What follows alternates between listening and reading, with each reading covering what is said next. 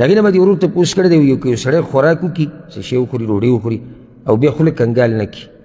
او مونځ وکړي دا مونځ صحیح دی او که نه مستحب طریقه دا ده مستحب چې کله سړی خوراک وکړي او بیا مانځله ځي نو خوله کنګال کړي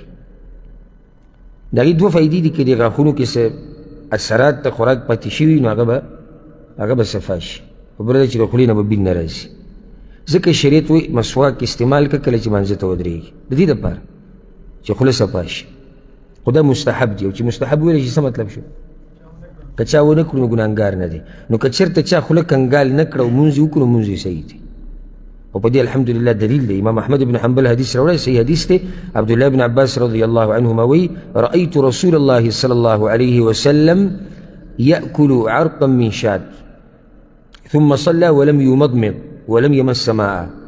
ما پیغمبر صلی الله علیه وسلم ولیدو چې د ګډ غوښه یې وخوړه یو هډوکي نه غوښه وخوړه او بیا یې مونځ وکړو او خوله یې نه کنګال کړي بلکې اوبو له لاس هم نه وروړی په بل حدیث کې راځي امام ابو داود راوړی د انس بن مالک رضی الله عنه هغه وایي ان رسول الله صلی الله علیه وسلم